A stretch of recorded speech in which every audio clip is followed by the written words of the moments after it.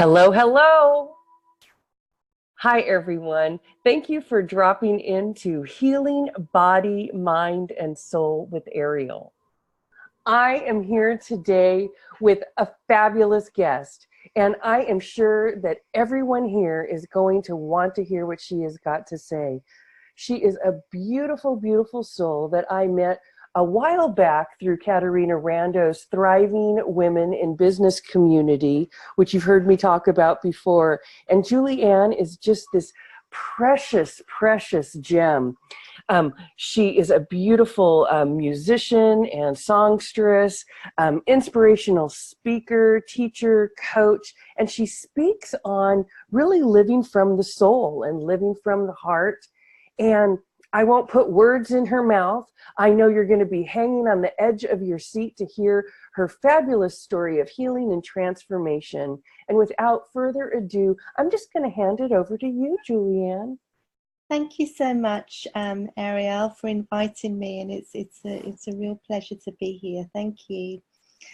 So yes, you know, I'm a love and relationship coach and speaker. I'm also a singer-songwriter, as Aeriol was saying. But I really want to speak today about the trauma, actually, that we can carry in our bodies, and how we can start to release that trauma from our bodies and develop a beautiful relationship with our own selves before we then can develop a relationship with another person.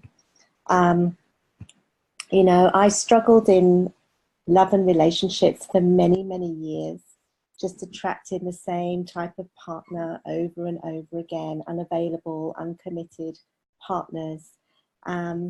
Very long story short, I really woke up one day in the middle of the night and committed that I was going to do whatever it took to change my experience of relationship. I was in the UK at the time, where you can hear, right, that's where I'm from. And I decided to leave the UK and work with mentors and coaches in Los Angeles, in California. I gave everything up to really go on this healing journey to changing my experience of relationship. And in April of 2009, I set a very clear intention that I was going to meet the love of my life by the end of the year. I lived and breathed the principles that I was teaching all through the struggles that I had in relationship. I had a very strong sense that one day I would help women in this area. I would teach about love and relationships, although I had no idea how that would happen. So what happened was that in December 23rd, 2009, I did actually meet the man that became my husband. And, you know, through a huge series of amazing synchronicities that happened. Well, then I had this magical love story, you know, that I went around. I had become a love and relationship coach myself. I had done a lot of training by this time. And so I had this beautiful, magical love story. And I went all over the world helping women to do as I had done to attract the love of their life. That's amazing. Which was amazing, you know, it was truly amazing. And, you know, and somewhere along the line, I started to realize, let's put it like this. Our society teaches us that we need to have a happily ever after. We're going to live happily ever after, you know, but that's not what happened with me. I was very, very happy for a while in my marriage, and you know, but somewhere along the line, I started to get a sense that things were not right. I'm not going to go into a huge detailed thing about that right now, but what I will say is that what I know is that I had a lot of trauma in my body. I was still carrying trauma. I had a very traumatic childhood, and And I realized that I was carrying a lot of trauma. And what I know now is that my former husband was like a messenger to me to bring up my wounds in such a way that I was forced to address them, you know, and that's what I believe. I was forced to, it was do or die. You know, my experience was so severe, it was do or die. I had to address the wounds that I was carrying in my body. And so since I realized that, I have really worked to do that. And now I teach women, and I truly believe that, you know, when this first happened to me and I realized that my marriage was going to end, it was massive. You know, here I was teaching women around the world. My work was in the media. It became, you know, fairly high profile. I had no idea how I was ever going to come back from this experience. And you know, there was a lot of shame around it. I felt like a fraud, you know, and I kind of was angry. I was angry at God. I was angry at the world, you know, that such a thing, after everything that I had done to go through my own healing, how this could happen. But now what I know is that there is a gift. There is a beautiful gift within all of our experiences, even within the experiences that, you know, we really think shouldn't happen to us. How can this happen? How can this be? But there is actually a beautiful gift within those experiences. And today I'm able to help women on a very profound, deep level than ever before. My work has gone to a huge, deeper level than it previously was. And Yeah, of course, because you've gone through your heart and you've gone even deeper into the soul and embodiment. It's fantastic. And you have to go through this portal, right? Of we learn through these relationships. I love that you said that your partner was a messenger, a reflection, an awakening for you. This yeah, is all so, so, so important for everyone to embrace, right? absolutely. I mean, I'm so sorry for your pain, but I love both incarnations of Julie-Anne, right? I loved that fairy tale. It was compelling and wonderful, and you had that high, you know, but who knows? I mean, the depths of your fall, right? You can rise again to greater and greater heights. I think that this new clarity, is really profound for you. And I think that women can really benefit from this, like beyond that fairy tale that we've been programmed, Yeah. right? And you Because know, you it's got the not fairy that tale. that fairy tale was very valid. It is, you know, part Yeah. of my journey. It's part of my journey. It's part of my story. And now this is a different part. So it's not that I dismiss it and it's not valid. Oh, It's still very I, much part of it. And you know, I supported a lot of women in the work that I did at that time. So it's not that it's invalid in any way, as are oh, oh, any of our I hope that experiences. my words didn't, Oh no, no, it's no, not of going course. to be, I it's just not want to make it invalid at very clear all. because Oh my we can gosh. think that our past experiences are, you know, they shouldn't have been. I don't believe that at all. I believe it was absolutely meant to be so that I could go to this new level, you know, become more of myself, become Oh, the next best version of myself. And I want to say that to the listeners, whatever you're going through, whatever has happened to you, you know, it has meaning, it has a purpose, and we can work through these seeming tragic events that happen to us.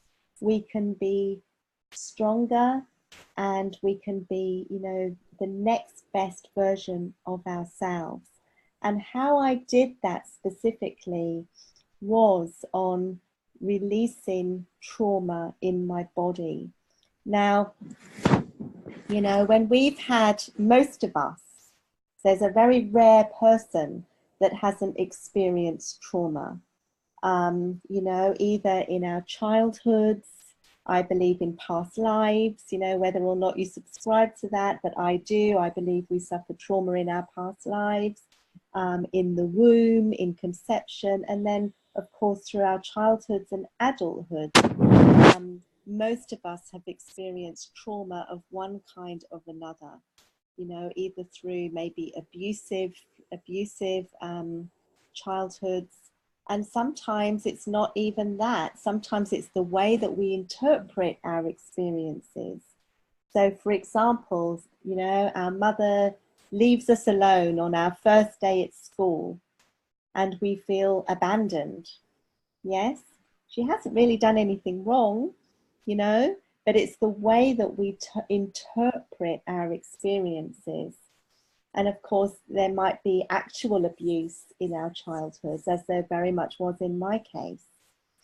And so we take on this trauma in our body and it gets stuck in our cells. It's actually in our bodies.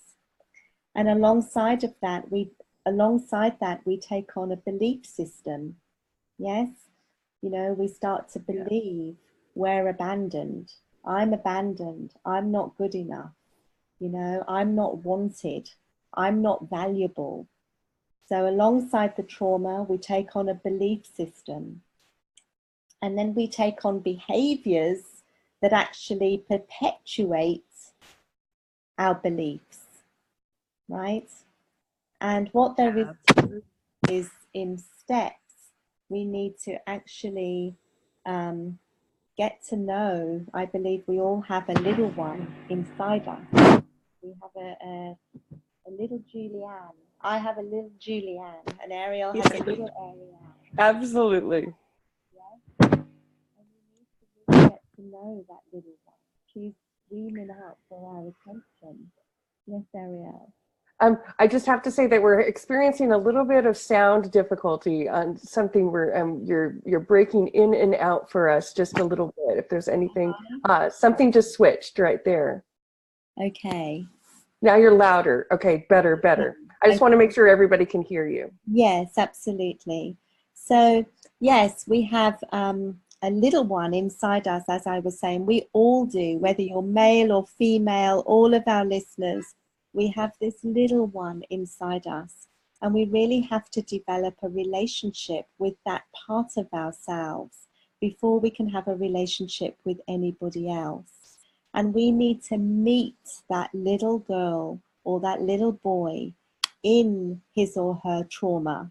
Yes, so they are carrying that trauma. We need to meet them. When we run away from them, when we run the other way, when we get hooked on all sorts of distractions, you know, social media, maybe it's food, maybe it's drink, maybe it's drugs, maybe it's, I don't know, jumping out of an aeroplane, whatever your particular thing is, when we get hooked on things outside of ourselves, and when we go around looking for something on the outside to fill that void, it just doesn't work. That's why the beauty industry is booming. Yes, with all these people trying to make themselves look more attractive in some way, or the dating websites, you know, they're booming with everybody on trying to get a date, trying to meet their partner. And those are things on the outside, and they just don't work because we just get more of the same until we actually meet the little one inside us that is screaming out for our attention. And she's screaming out for us to meet her with her trauma and start to release the trauma from our body. And that's what I do. I take women through these processes to actually meet the trauma and release it out of the body, which actually frees up more space inside for the insights and the awareness and the answers to come organically. because unlike what we've been taught, our mind follows our body. Our body knows, our body has the answers. And we can free up a lot of space for the answers that we're searching for to come organically by meeting that trauma and releasing it from our bodies. And that's how we really heal. That is how we heal. You know, it's beyond anything that we can do with our minds. We can't, however much we think, you know, that's why there's... Right, right. I know. Isn't the ego in the mind is so greedy with all the attention, right? It's really these fabulous bodies that we've got that have so much wisdom inside of them. I love it. Sing it, sister. Yeah. I love what you're saying, Julie-Anne. Yeah. And if our listeners had only one super tip that they could take away, I mean, one really juicy tidbit that they could do if they're in any pain, or if maybe they're avoiding the pain, maybe they don't even want to go into the pain, Julie-Anne, what is the super tip that you could help people clear out this space for themselves and have that opening for healing? I think if you take nothing else away from what I'm saying, please know that your relationship with yourself is the most important thing. It's the most important thing, and it's really getting that. Everything that you would want a partner to tell you, that you're beautiful, that he's committed to you, that he's devoted to you, that, you know, he'll do anything for you. You need to first become that person for yourself. And, you know, you may not know at this stage how to clear trauma out of your body. I can certainly teach you about that. That is a specific process. But what you can do right now, right this moment, is to start to recognize that little one inside you that is screaming out for your attention. So if you're in pain, if you are in pain, if you have this pain going on emotionally, and also, you know, a lot of the time it comes out physically because it gets so bad. If you have that pain going on, that is like a huge signal. It's like a flashing, big flashing red light screaming out saying, I need your attention. And what you can do is just sit quietly, maybe put your hands on your heart, take a deep breath, close your eyes, and just, I love myself. I love me. It's okay, little one inside. I've got you. I am here with you. You are so beautiful to me. And this might be difficult at first because many of us have just been ignoring that part of ourselves, busy distracting ourselves with all manner of other things on the outside. But if you can even do that just for a moment, you will start to notice that your pain starts to calm.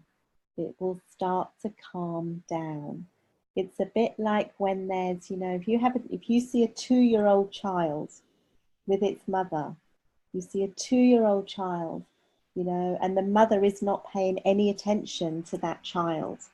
That child is likely to be a bit wild. He's probably running all around, all over the place, you know, having tantrums, pulling on its mother's leg, desperately trying to get her attention. Yes? And as soon as she turns to the child and starts to give him or her a little bit of attention, the child starts to calm down. Yes? So that's what I would say. If there's one thing that you can do, you can sit with yourself and just breathe and be with that part of yourself. And then from there, you know, I would encourage you to get the support that you need to truly develop a relationship with that part of yourself and release the trauma out of your body. And miraculously, you will notice that things begin to change. When we change our inner selves, our outer world starts to line up. It starts to align itself magic and miracles. I cannot tell you the amount of magic and miracles that have happened in my own life. It's just mind-blowing, you know, when we line up on the inside, when we change our vibration on the inside, Absolutely. life magically starts to align. You know, I've been doing this, and the amount of work that has started to come my way, the amount of money that's began to come my way. Well, everything is better when you're in the flow. Everything, you know, and it's not just relationships, everything starts to align, you know, work, money, opportunities, travel. I even, just by complete divine intervention, found a brother recently on Facebook through absolutely just the amount of synchronicities. I know, I had a similar experience. I had a similar experience. Wow. I haven't met them in person, but yes, it's wonderful. I know, isn't that wonderful? Yeah. Well, Julie-Anne, how can anybody who's listening who would like to reach out to you so that you can help them? I mean, we really know, everybody, don't we? Heal yourself, you heal the planet, because it makes the inside and the outside in that beautiful divine flow. So if people would like to contact you and your divine grace and flow, how can they get hold of you at this time, Julie-Anne? Yes, okay. Well, my website is magnetizinglove.com, www.magnetizing with a Z for all my UK people.com, magnetizinglove.com. My email is Julie-Anne, that's JULIEANNE @magnetizinglove.com. So please, you know, email me, or you can easily go through my website and send me a message. I would love to support you. And I love what Aeriol said, because when we heal ourselves, we're not just doing it for ourselves in the bigger picture. You know, we're doing it for each other. We're doing it for all human beings, and we're doing it for our world. And that's incredibly powerful. So yes, I would love to support anybody with this process. Okay, you heard it here. Julie-Anne would love to support you in that process. So please do reach out to her. And for anybody else that's listening, please make sure to tune in next time. And until then, happy healing.